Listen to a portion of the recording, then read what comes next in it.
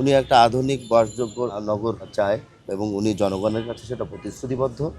সেই প্রতিশ্রুতিগুলো আমরা বাস্তবায়ন করব। আমরা জনগণের সাথে দীর্ঘদিন একসাথে কাজ করেছি। জনগণই আমাদের প্রধান শক্তি।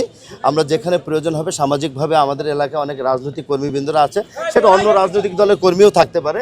সকলের সমন্বয়ে একটা ভালো দেশ গঠন করতে চাই।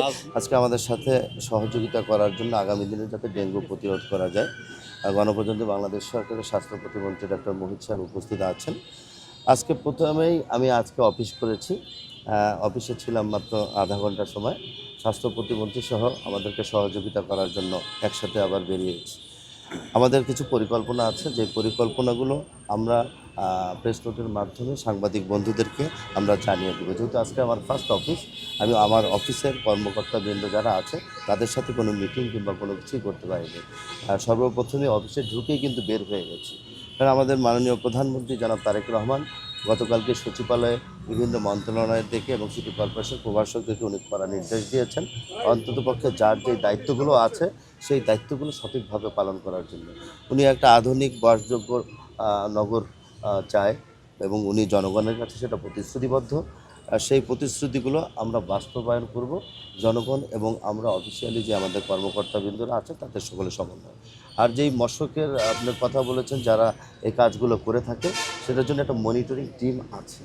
আমরা একটু আগে জানতে পেরেছি, আমাদের যিনি দায়িত্বে আছেন ব্রিগেডিয়ার কায়েস, উনি নিজেই বলেছেন। আপাতত এটুকু জানি, বাদ বাকি একটু পরে আমরা অফিসে গিয়ে ডিপার্টমেন্টাল যে মিটিংগুলো আছে সেই মিটিংগুলোকে আমাকে অবগত করার জন্য আমি ইতিমধ্যে নির্দেশ দিয়েছি। জানার পরে আমি আপনাদেরকে জানাবো। একটু আগে সেই প্রস্তুতি মাননীয় স্বাস্থ্য প্রতিমন্ত্রীর সামনে যিনি দায়িত্বপ্রাপ্ত কর্মকর্তা আছেন তাকে আমি প্রশ্নটা করেছিলাম যে জনগণের কাছে ওষুধের বিষয়টা নিয়ে বড় ধরনের একটা প্রশ্ন আছে, যেখানে ওষুধটা ভালো নয় কিংবা ওষুধের সাথে কোনো অন্য কিছু মিশিয়ে সেখানে ব্যবহার করা হয়, যেই কারণে মশা ঠিকভাবে নিয়ন্ত্রণে থাকে না। তো ওনারা যেইভাবে কথাটা বলেছেন আমাদেরকে, বিষয়টা ওরকম নয়। তারপরও বাদবাকি যে বিষয়গুলো আছে সেটাকে খতিয়ে দেখে আমি আপনাদের সাথে কথা বলতে পারবো। আমি আপনাদের সাংবাদিক বন্ধুদের কাছে সহযোগিতা চাই।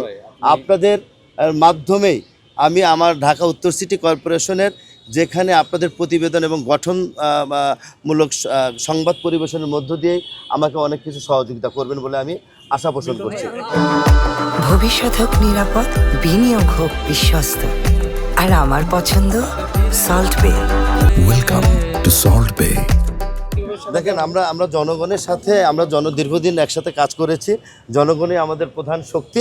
আমরা যেখানে প্রয়োজন হবে সামাজিকভাবে আমাদের এলাকায় অনেক রাজনৈতিক কর্মীবৃন্দরা আছে, সেটা অন্য রাজনৈতিক দলের কর্মীও থাকতে পারে। সকলের সমন্বয়ে একটা ভালো দেশ গঠন করতে চাই। সবার আগে বাংলাদেশ, এই দেশটা আমার আপনার সকলের। তা আমি বারবার আপনাদের কাছে, আমার সাংবাদিক বন্ধুদের কাছে অনুরোধ করব, আপনারা আমাদেরকে সহযোগিতা করবেন। আপনাদের সহযোগিতা নিয়েই আগামী দিনে ঢাকা উত্তর সিটি কর্পোরেশনের সকল সমস্যার সমাধান করা যাবে।